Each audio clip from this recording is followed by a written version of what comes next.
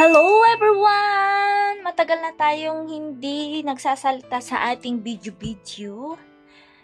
Magkape muna tayo habang naglilinis ng mga lulutuin natin sa dinengdeng. Magdidinengdeng tayo ngayon. Ito bulaklak ng kalabasa. Lagyan ko ng kunting palang at saka parda. Saka may bunga ng malunggay na napakamahal. Samsamping. Pero habang di pa tayo nakakaluto, magkape muna tayo. Kasi anong oras pa lang ngayon? Magluto ako ng dinengdeng. Ay, sabi ko, ang ilagay ko dito ay, ang kape ko guys ay brewed coffee. Hindi asukal ang ilalagay.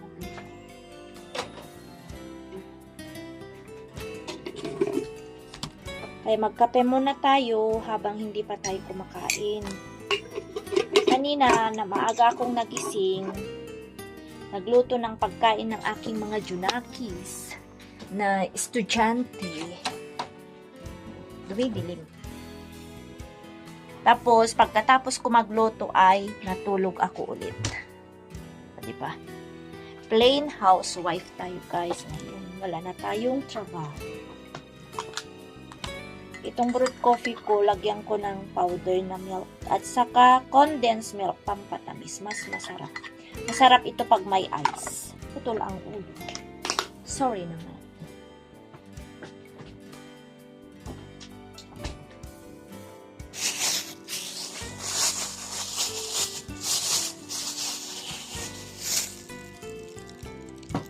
Ayun. May tinapay tayo guys. Dito, magtinapay tayo. Lagyan natin ng palaman. Ito muna ang kon ko. Pantawid gutom habang hindi pa nakakaluto kasi gusto ko nang magluto ng dinengdeng. Lagyan ko lang ng konting palaman. Mas masarap sana kung walang palaman. Yung mainit na pandesal, di ba?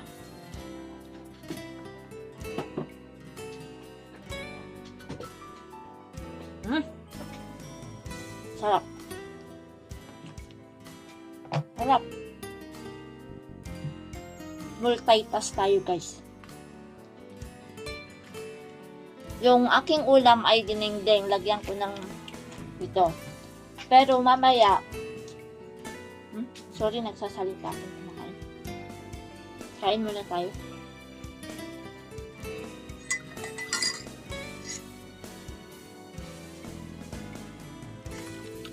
Sarap ng brewed coffee. Tapos yung pang tamis mo ay condensed milk. Sarap. Tapos lagyan mo ng ice cold coffee. Parang yung sa McDo. Kain muna tayo. Ay, kape muna tayo. Lagyan ko guys ng gabi. Tawag namin dito, bagas de gabi. Kung kami sa Ilocos, may rabok kaming tinatawag. Di ko ba alam kung ano yung difference ng rabok at saka yung itong gabi. Kung parehas lang o hindi. Parehas lang yata. So, lagyan ko ng ganito. Masarap sana yung patani. Ay, kuha nga kaya ako ng patani. May tanim akong patani dyan sa garden. Kunin ko nga yung mga bunga nun. Dali. Idadagdag ko.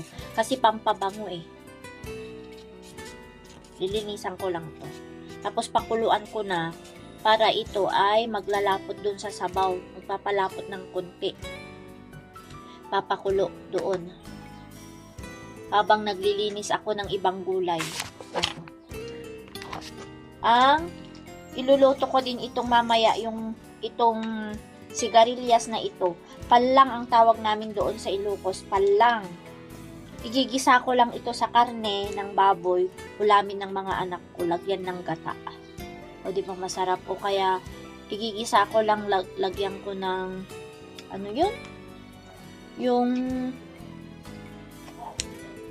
lagyan ko ng dried na fish. Yung tambakol. Tambakol ba yun? Hindi. Ano ba yun? Labahita na dried. Igigisa ko tapos gagataan ko mamaya. Dali lang magtingin ako ng patani guys sa garden. Alam niyo ba dito sa city, meron akong tanim na patani at namunga siya. Diba? Eh, ang mahal ng patani guys. Ito kuha tayo ng patani. Dali. Kunin ko na yung mga pwede. Kasi may mga bunga na siyang pwede.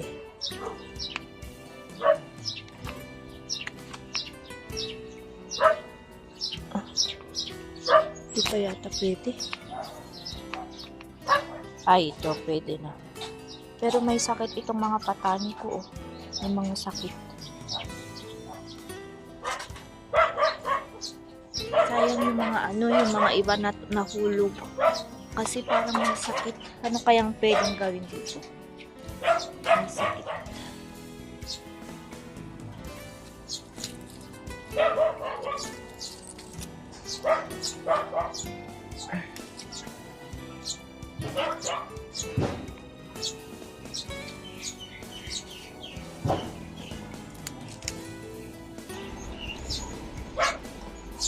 Ito may nakuha ko.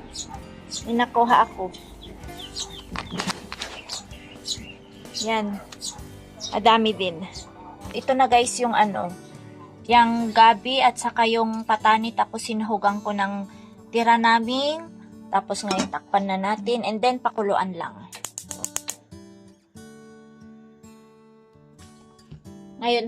Ngayon habang pinapakuluan ko yung yung para sa pang dinengdeng ko, lilinisan ko na itong mga gulay.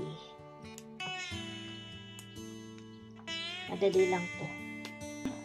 Ilagay ko na guys yung bulaklak. Yung bulaklak ng kalabasa.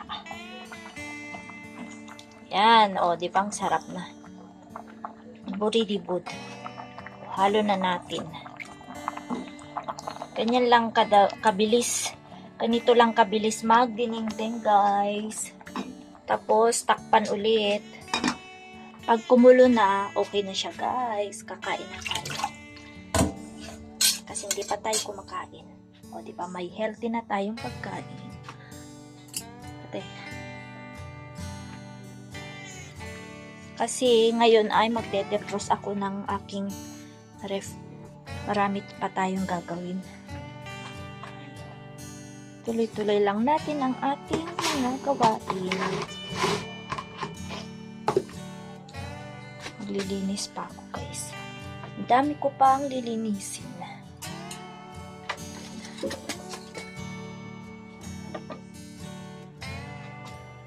Dalit lang. Ay. Pag nandito ka sa loob ng bahay, hindi natatapos-tapos ang mga gawain natin. Ang dami natin gagawin.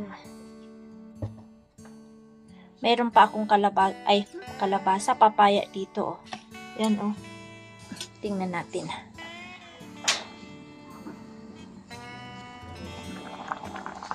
Kumulo na siya. Ito na guys.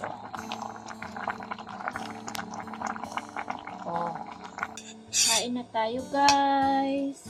Ito na yung kinain ko na ito na yung niluto kong dinengdeng.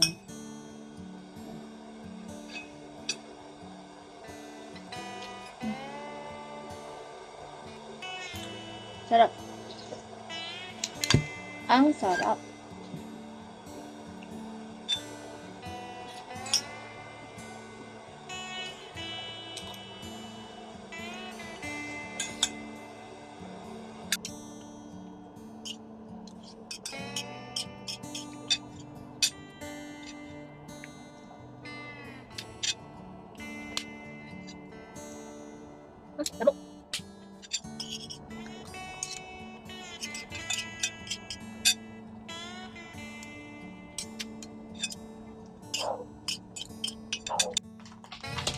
Tapos na tayong kumain guys. Ngayon ay ako.